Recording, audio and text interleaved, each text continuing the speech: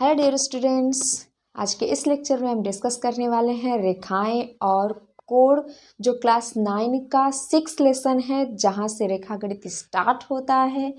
तो इस लेसन को हम डिस्कस करने वाले हैं। इस लेसन में काफ़ी इम्पोर्टेंट टॉपिक्स हैं, जैसे कि रेखाएं क्या होती हैं, प्रतिच्छेदी रेखाएं क्या होती हैं, समांतर रेखाएं क्या होती हैं, फिर समांतर रेखाओं को कट करने वाले प्रतिच्छेदी रेखाएं क्या होती हैं, कोणों के प्रकार क्या होते हैं, कोण क्या होते हैं। तो बहुत सारी टॉपिक को इसमें हम डिस्कस करने वाले हैं, तो हमारे साथ बने रहिए। चलिए देखते हैं सबसे पहले कि रेखाएं क्या होती हैं। पहला टॉपिक है हमारा रेखाएं। ठीक है, तो रेखाएं क्या होती है। रेखाएं जो होती हैं बेसिकली ऐसी लंबाई होती है जिसमें चौड़ाई नहीं होती है। ठीक है, आप जितना पतला से पतला आप लाइन खींचो, जितना पतला हो सके उतना पतला लाइन खींचो, ठीक है, तो वो आपका रेखा होता है। उसमें चौड़ाई नहीं होती। चौड़ाई नहीं होने का मतलब है कि चौड़ाई बहुत ही कम होती है, लंबाई की अपेक्षा चौड़ाई बहुत ही कम होती है। और ये इसकी लंबाई नहीं है, लंबाई तो बहुत ज़्यादा चला जाएगा, इनफाइनाइट तक आप चाहो तो खींच सकते हो। ठीक है, ये होती हैं रेखाएं। ठीक है, जितना मन करे उतना पतला आप रेखाएं खींच सकते हैं। ये क्या है, रेखाएं हैं। बेसिकली ये जो रेखाएं हैं इसे हम सीधी रेखा कहते हैं, लेकिन अभी हम जो पढ़ेंगे तो इसमें हम केवल रेखाएं हैं इसको बोलेंगे। तो ये आपका है रेखा। ठीक, चौड़ाई से रहित लंबाई को रेखा कहते हैं। ठीक है, जिसमें चौड़ाई नहीं होती है, केवल लंबाई होती है, वो होता है आपका रेखा। उसके बाद हम पढ़ेंगे प्रतिच्छेदी रेखा। प्रतिच्छेदी रेखा क्या होती है। प्रतिच्छेदी रेखा, प्रतिच्छेदी रेखा जैसा कि नाम से आप देख रहे हैं, प्रतिच्छेदी मतलब छेद करने वाली, मतलब काटने वाली। ठीक है, ऐसी रेखाएं जो एक दूसरे को काट दे, एक दूसरे को टच करते हुए जाए, वो कहलाती है प्रतिच्छेदी रेखा। जैसे कि ये प्रतिच्छेद कर दे एक दूसरे को, ये कहलाती है प्रतिच्छेदी रेखा, जहां से कोण का आरंभ होता है। तो अभी हम कोण को बाद में देखेंगे। ये है प्रतिच्छेदी रेखा जो इस बिंदु पर एक दूसरे को काट रही हैं। ठीक है, अगला होता है समांतर रेखा। समांतर रेखा या समांतर रेखाएं बेसिकली कह दे तो समांतर रेखाएं क्या होती हैं। तो दो या दो से अधिक ऐसी रेखाएं जिनके बीच की दूरी अनंत तक समान रहती है। ठीक है, जिनके बीच की दूरी अनंत तक समान रहती है, समांतर रेखाएं कहलाती हैं। देखिए, मान लीजिए हम यहाँ पे रेखा ले रहे हैं LMN, 3 रेखा ले रहे हैं। तो ये दोनों रेखाएं एक दूसरे की समांतर रेखाएं कहलाएंगी। कब, जब यदि इन दोनों के बीच की दूरी अनंत तक समान रहे। ठीक है, मान लीजिए यदि ये 1 मीटर का है तो यहाँ भी 1 मीटर का हो, यहाँ की दूरी निकाले तो यहाँ भी दूरी कितनी मीटर की हो, 1 मीटर की हो।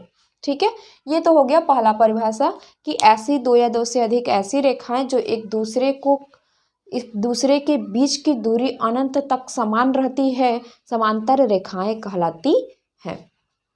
दूसरा परिभाषा ये होता है कि दो या दो से अधिक ऐसी रेखाएं जो एक दूसरे को कभी प्रतिच्छेदित ना करें, समांतर रेखाएं कहलाती हैं। ठीक है, यहाँ हम देख रहे हैं, हमको देखने पे ऐसा प्रतीत हो रहा है कि जो रेखा M और N है ये आगे चलती जाएंगे। यदि इनको आगे हम बढ़ाएं और आगे बढ़ाएं तो भी ये एक दूसरे को नहीं काटेंगे। ठीक है, तो यहाँ पे ये है आपकी समांतर रेखाएं।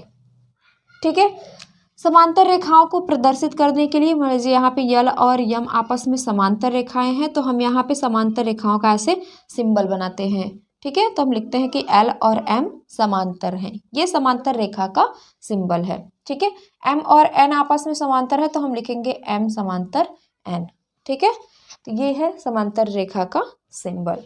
ठीक, उसके बाद अगला टॉपिक कोण, कि कोण क्या होता है। ठीक है, कोण क्या होता है। कोण बेसिकली होता है झुकाव। जो दो किरणों के बीच या दो रेखाएं जब एक दूसरे को प्रतिच्छेदित करती हैं तो उनके बीच का जो झुकाव होता है उसी को हम कहते हैं कोण। ठीक है, कोण जैसे मान लीजिए कि दो रेखाएं एक दूसरे को ऐसे प्रतिच्छेदित कर रही हैं। ठीक है, ये दो रेखाएं हैं एक दूसरे को प्रतिच्छेदित कर रही हैं, तो इनके बीच ये झुकाव कितना है,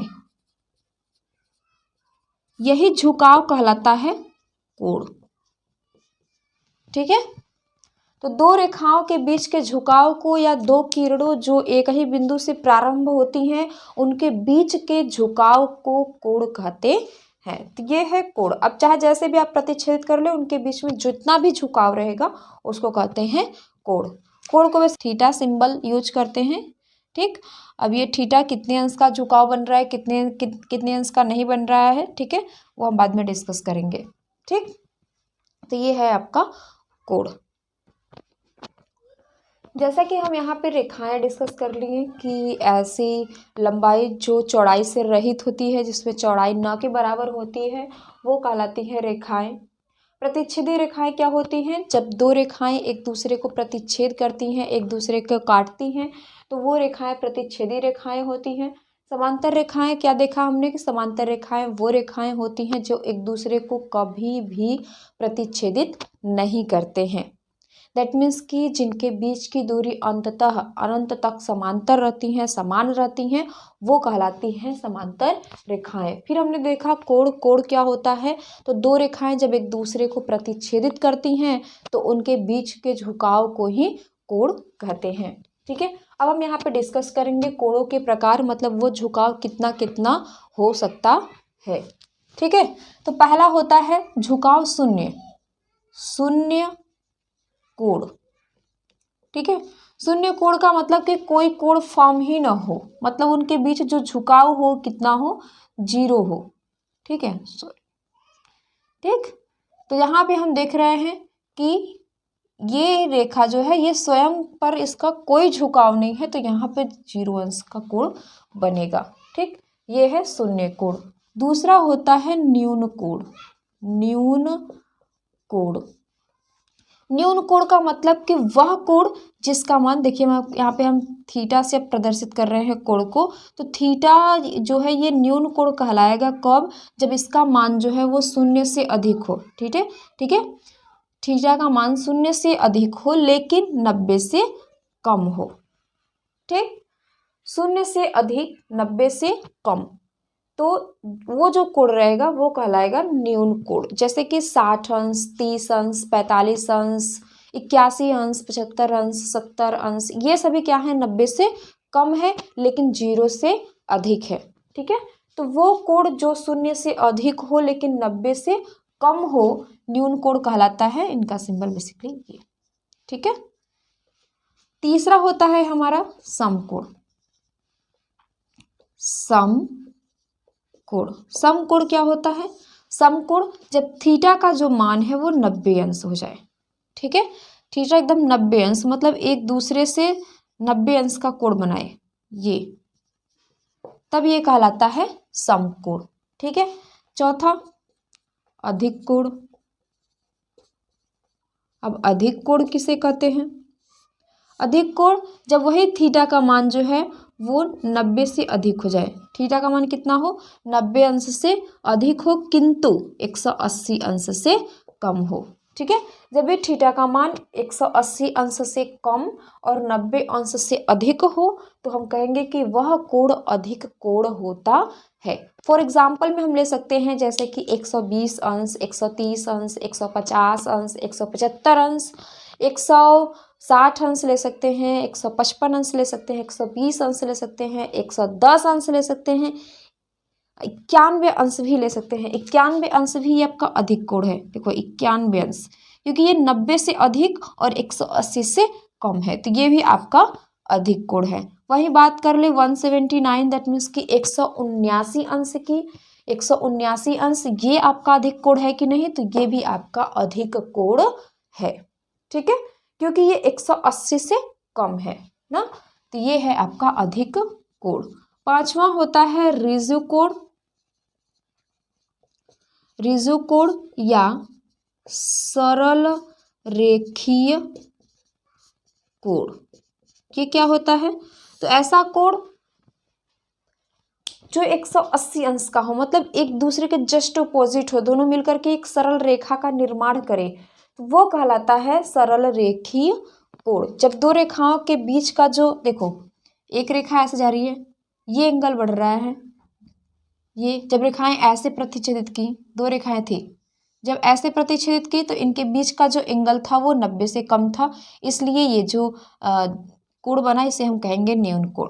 ठीक है, वही जब ये वाली रेखा, ये जो रेखा है एकदम स्ट्रेट हो गई तो ये कहलाया समकोण। जब थोड़ा सा 90 अंश से आगे आई तो ये कहलाया अधिक कोण। अब जब दूसरे के जस्ट अपोजिट हो जाएंगे तब ये एक सरल रेखा है, देख रहे हैं एक रेखा बना रही है ना, जब ऐसा फॉर्म होता है तो ये कोण कहलाता है 180 अंश या सरल रेखीय कोण। ठीक है, तो यहाँ पे मान लेते हैं यहाँ से दो रेखाएं या दो किरण निकल रही हैं, एक किरण है इस साइड जा रही है, एक किरण इस साइड जा रही है, एक किरणें मिलकर के एक सरल रेखा बना रही हैं, तो इन्हें हम कहेंगे सरल रेखीय कोण। और ये कितने अंश का कोण बनाती हैं, कितने अंश का बनाती हैं, 180 अंश का। ठीक है, तो ये है सरल रेखीय कोण। अधिक कोण का मैंने चित्र नहीं बनाया, मैं बना दे रही हूँ।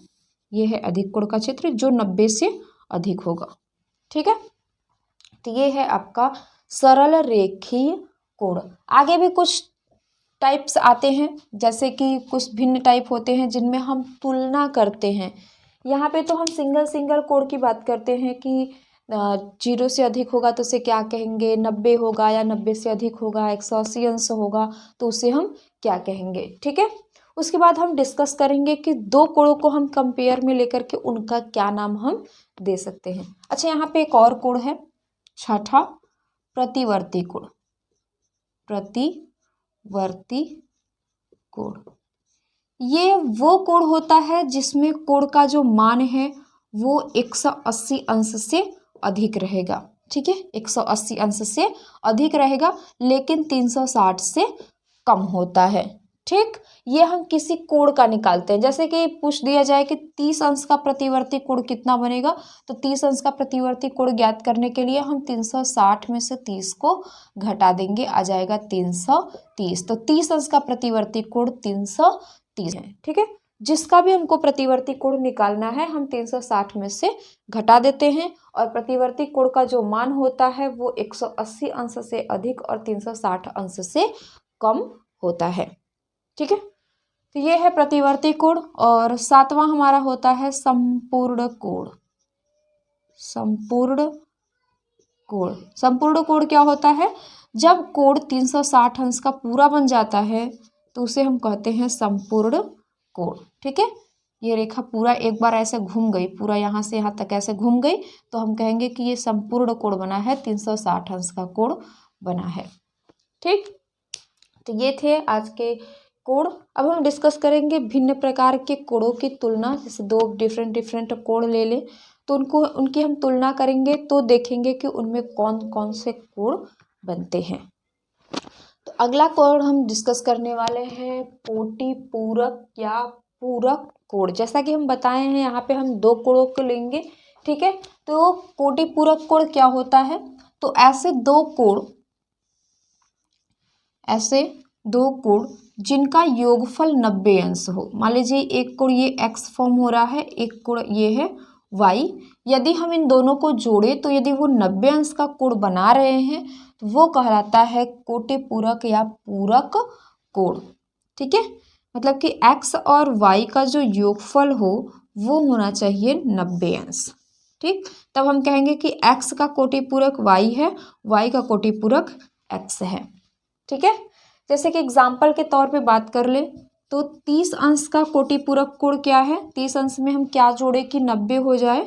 ठीक है, तो 30 अंश का कोटि पूरक होता है 60, ताकि हम इन दोनों को जब जोड़े तो योगफल कितना आए 90। तो 30 अंश का कोटि पूरक 60 अंश, 60 अंश का कोटि पूरक कोण 30 अंश होता है। उसी तरह से बात कर ले मान लीजिए 45 अंश, तो 45 अंश का कोटि पूरक क्या होता है, 45 अंश में हम क्या जोड़े कि 90 हो जाए।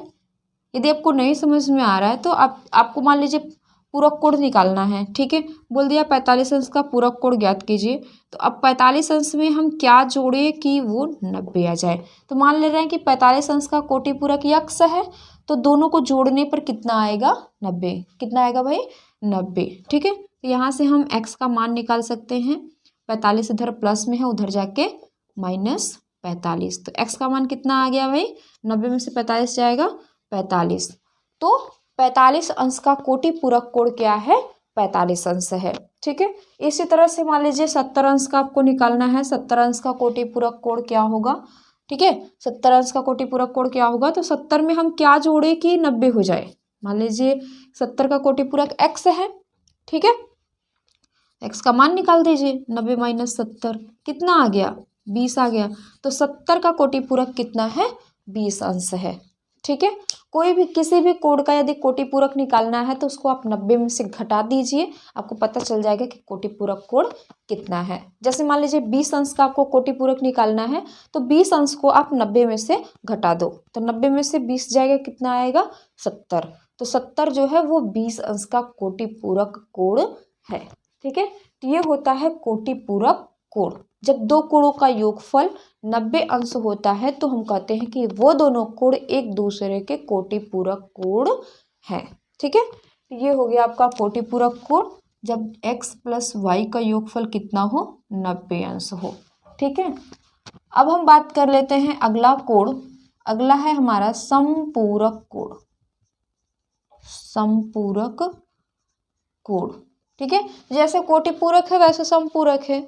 जब दो कोणों का योग 180 अंश हो जाता है तो हम कहते हैं कि वो कोण एक दूसरे के समपूरक कोण हैं, ठीक है। तो दो कोण जिनका योगफल 180 अंश हो एक दूसरे के समपूरक कोण कहलाते हैं।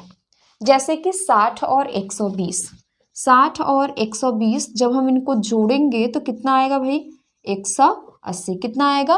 180। तो 60 अंश का समपूरक कोण 120 और 120 का समपूरक कोण 60 अंश है, ठीक है। इसी तरह से मान लीजिए आपको पता करना है 110 और 30 ये समपूरक कोण है कि नहीं, तो इनको जोड़ दीजिए। जब इनको जोड़ेंगे तो कितना आएगा भाई? 140। कितना आएगा? 140। तो क्या 140 180 के बराबर है? नहीं है, क्योंकि हम समपूरक कोण तभी कहते हैं जब दो कोणों का योगफल 180 अंश हो। यहाँ पे योगफल कितना आया? 140, इसलिए ये समपूरक कोण नहीं है, ठीक है। ये समपूरक कोण नहीं है। यदि हमको पता करना हो कि यदि 30 अंश इसका समपूरक कोण नहीं है तो 110 अंश का समपूरक कोण क्या होगा, तो सिंपली बस 180 में से 110 को घटा दीजिए। कितना आ गया? 70। तो 110 का समपूरक कोण कितना है? 70। 110 का समपूरक कोण कितना है? 70। 120 का समपूरक कोण कितना भाई? 180 में से 120 घटा दीजिए, 60 आया। तो 120 अंश का समपूरक कोण 60 अंश है। 145 अंश का बताइए, 145 अंश का समपूरक कोण कितना होगा? बताइए, घटाइए भाई, 180 में से 145 घटा दीजिए, ठीक है। कितना आ जाएगा? 35 अंश। तो 145 अंश का समपूरक कोण कितना है? 35 अंश। आप निकालोगे कैसे? जिसका भी पूछ दे, चाहे जिसका भी समपूरक पूछते, बस 180 में से उसको माइनस कर देना। मान लो 132 का पूछा तो 132 को यहाँ पे आप माइनस कर दो, ठीक है। कितना आएगा? 8 4 48 ना। तो 132 अंश का समपूरक कितना है? 48। 48 का समपूरक कितना है? 132, ठीक है। तो ये होता है समपूरक कोण। अगला है आसन्न कोण। आसन्न का मतलब लगा हुआ कोण, ठीक है। आसन्न का मतलब लगा हुआ कोण, सटा हुआ कोण, पड़ोसी।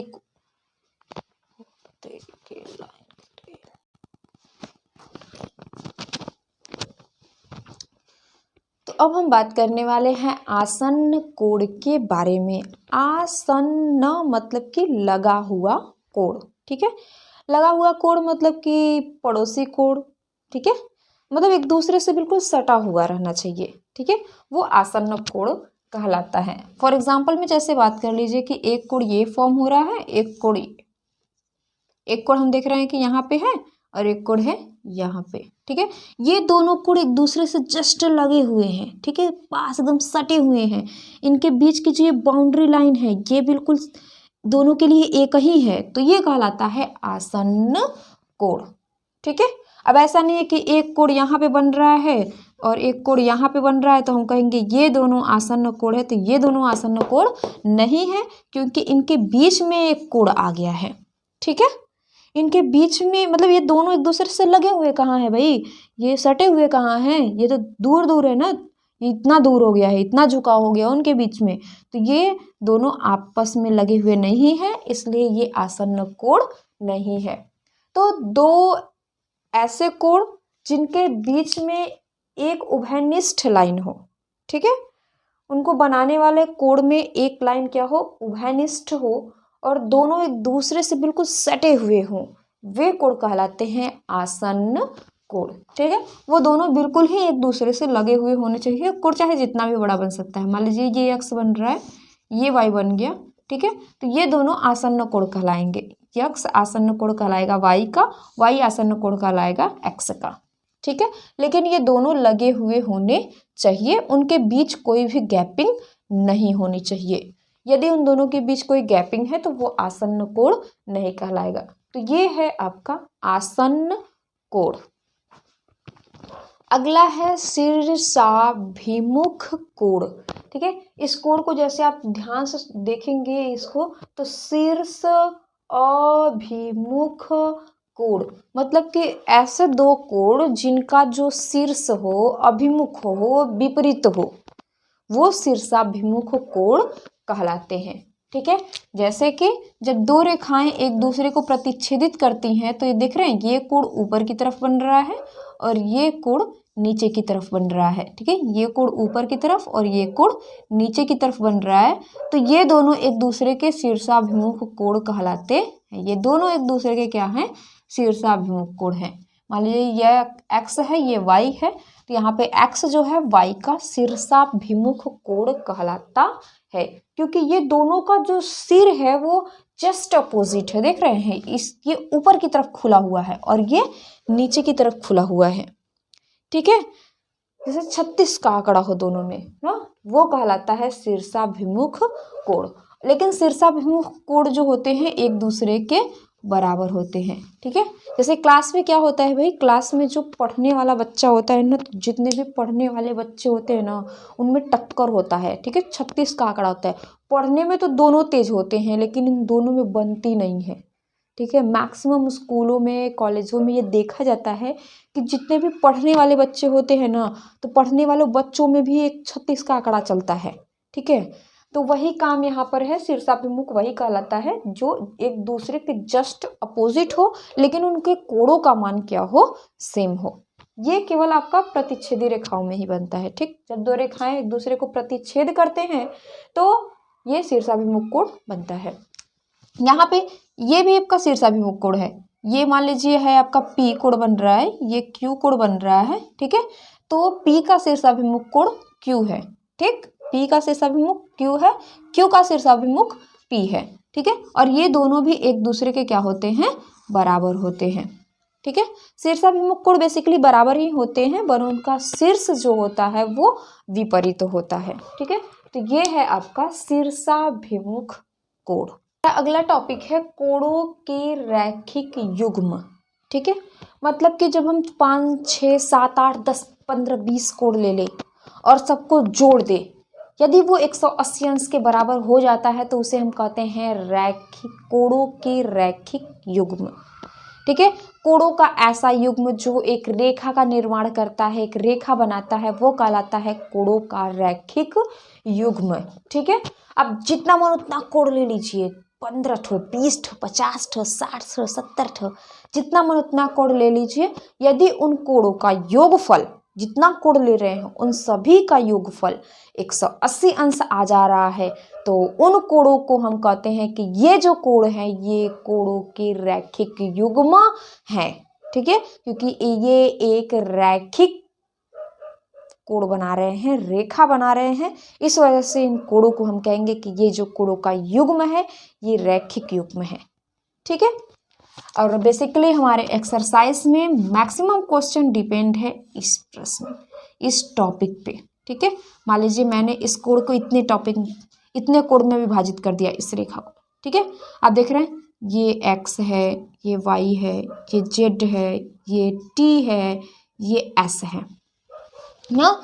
तो हम क्या देख रहे हैं, जब हम x को, y को, z को, t को और s को आपस में जोड़ेंगे तो ये सभी मिल करके क्या बना रहा है भाई, एक रेखा बना रहे हैं। हमने ये अलग अलग कोण थे, बिखरे हुए थे, बिछड़े हुए थे, हमने सबको लाया, एक जगह एकत्रित किया और सबको जोड़ दिया। जब सबको पास पास जोड़ा, देखो ये इतना कोण x है, इसको हमने y के साथ इतना जोड़ा, फिर z है इतना, इतना t है, इतना s है। तो जब हम इनको पास पास जोड़े तो हम देखें कि री तो रेखा बन रहा है। ठीक है, तो ये कोण आपका, ये जो कोणों का ये जो युग्म बन रहा है, ये जो पूरा कोण है ये रैखिक युग्म बना रहा है। ठीक है, तो बेसिकली रैखिक युग्म वही होता है जब हम कोणों को जोड़े तो इनका योगफल कितना हो जाए, 180 अंश हो जाए। जब ऐसा होता है तो हम कहते हैं कि ये कोणों का युग्म है। और बेसिकली मैक्सिमम क्वेश्चन आपको इसी पे डिपेंडेंट मिलेंगे। क्वेश्चन क्या करेगा भाई, एक रेखा ऐसे बना देगा और उस रेखा को ऐसे 2 पार्ट में 3 पार्ट में ऐसे डिवाइड कर देगा। मान लीजिए इसको दे दिया 30 अंश, इसको दे दिया 2x, इसको दे दिया 3x। अब बोल देगा आपसे बताइए ये यहाँ पे x का मान कितना है, या इस कोण का मान कितना है, इस कोण का मान कितना है। तो आप चित्र से ही देख रहे हैं कि ये तीनों कोण आपस में मिलकर के एक रेखा का निर्माण कर रहे हैं। दैट मीन्स कि ये रैखिक युग्म बना रहे हैं। इसका मतलब है कि इन तीनों का जो योगफल होगा वो होगा 180 अंश। ठीक है, जब हम इनको जोड़ेंगे 30 प्लस 2x प्लस 3x बराबर 180 अंश हो जाएगा। तो यहाँ पे हो जाएगा 30 प्लस 3 2 भाई 5x बराबर 180। 30 को ले जाएंगे भैया इधर तो हो जाएगा 5x बराबर 180 माइनस 30, 5x बराबर आएगा 150, x बराबर आ जाएगा 30 अंश। कितना आएगा भाई, 30 अंश। तो बेसिकली आपको हो सकता है x का मान पूछ दे, नहीं तो कोण का मान पूछ देगा। अब यदि कोण का मान पूछ दिया तो भाई x बन रहा है 30 अंश, ये बोल रहा है x का दूना, तो 30 दूना 60 अंश। ये बोल रहा है 3 गुने x, 3 गुना तो x का मान कितना 30, तो 30 तिया 90। ठीक है, आप कहोगे तो देखने में तो 90 नहीं लग रहा है, कैसे ही हो गया 90। भाई देखने पे मत जाओ, गुण पे जाओ। ठीक है, तो ये 90 अंश का है।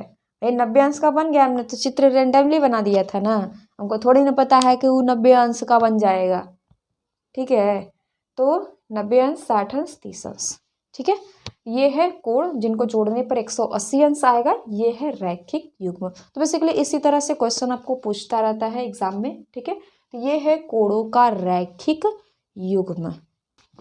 अब हम डिस्कस करने वाले हैं तिर्यक रेखा और समांतर रेखा के बारे में। समांतर रेखा तो हमने ऑलरेडी डिस्कस कर लिया। तो अभी आप सोचोगे कि हम यहाँ पे समांतर तथा तिर्यक रेखा क्यों लिखे हैं। भाई तीसरे का अस्तित्व कब है, जब पहले से 2-3 मिला रहेगा तब ना। ठीक है, तो वही यहाँ पे है कि जब 2 रेखाएं रहेंगी, समांतर रेखा हो समांतर ना हो, ठीक है, और उन सबको मात देने वाला कोई एक रेखा आ जाए, सबको काटने वाला एक रेखा आ जाए, तो वो जो काटने वाला रेखा होता है वही कहलाता है तिर्यक रेखा।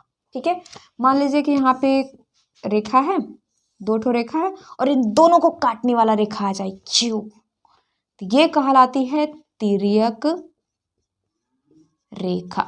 ठीक है, ये है आपका तिर्यक रेखा। मान लीजिए इस लाइन का नाम है L M और ये है T। तो L और M दोनों रेखाओं को काटने वाली जो रेखा है वो है T, तो ये T कहलाएगी तिर्यक रेखा। ठीक है, तो जब हम यहाँ पे क्या देख रहे हैं, परिभाषा क्या बन सकता है इसका, जब 2 या 2 से अधिक रेखाओं को कोई एक दूसरी रेखा या तीसरी रेखा काटती है। ठीक है, जो रेखा काटती है, ठीक है, उन सभी को काट दे, जो रेखा काटती है वो कहलाती है तिर्यक रेखा। जब 2 रेखाओं को कोई एक तीसरी रेखा काटती है तो वो तीसरी रेखा कहलाती है तिर्यक रेखा। अब देखो यहाँ पे ये दोनों रेखाएं जो हैं ये समांतर हो भी सकती हैं, समांतर नहीं भी हो सकती हैं। ठीक है, हम उसकी डिस्कस नहीं कर रहे हैं, खाली अब 2 रेखाओं को कोई एक तीसरी रेखा काटती है तो वो तिर्यक रेखा कहलाती है। ठीक है, बेसिकली यहाँ पे हम समांतर उसका देखो असमांतर रेखाओं को काटने का कोई मतलब नहीं है, वहाँ पे हम पढ़ने वढ़ने वाले कुछ है नहीं। हमारा सबसे बड़ा बवाल तो इसमें है समांतर रेखा में। ठीक है, तो हम खाली पढ़ेंगे जब 2 समांतर रेखाओं को कोई एक तीसरी रेखा काटती है तो वो कहलाती है तिर्यक रेखा। हम यहाँ पे बेसिकली यही पढ़ने वाले हैं। ठीक है, जैसे कि आप एग्जाम्पल ले लें, आपके क्लास में 2 बच्चे पढ़ने में बहुत तेज है और बहुत वो एटीट्यूड दिखा रहे हैं, हमसे तो पढ़ने वाला तेज कोई है ही नहीं है। ठीक है, तो अब क्या किया, अगला दिन एक और एडमिशन करा लिया, और पढ़ने में और अच्छा है, तो क्या करेगा, मारेगा खचा खचा खचा, अरे काटेगा नहीं उन लोगों को, मतलब मार देगा कि बड़ा तेज बन रहा था, मैं तुमसे भी तेज हूँ। ठीक है, तो वो होता है तिर्यक रेखा। 30 मार्क का बनेगा ना, वही होता है तिर्यक रेखा। ठीक है, जो सबको काट दे, बड़ा आंसर कोई एटीट्यूड में जाते रहलन, सीधा सीधा सीधा सीधा सीधा, और इसको एक काट दिया, लो काट दिए, ये कहलाता है तिर्यक रेखा। ठीक है, तो अगले लेक्चर में हम डिस्कस करेंगे कि तिर्यक रेखा द्वारा, देख रहे हैं यहाँ पे कोण बन रहा है डिफरेंट डिफरेंट, खाली समांतर रेखा रहता तो कोई कोण नहीं बनता उनके बीच में। जैसे ही यहाँ पे तिर्यक रेखा काटा, वैसे ही बहुत सारा कोण बन रहा है, यहाँ कोण बन रहा है, यहाँ कोण बन रहा है, यहाँ कोण बन रहा है, ओ बाबा ये तो बहुत सारा कोण बन रहा है। ठीक है, तो ये जो कोण बन रहे हैं, इनके प्रकार के बारे में हम डिस्कस करेंगे कि इनके नाम क्या हैं, कौन कौन से कोण बनेंगे, एकांतर कोण क्या है, संगत कोण क्या है, सह अंतः कोण क्या है, अंतः कोण क्या है।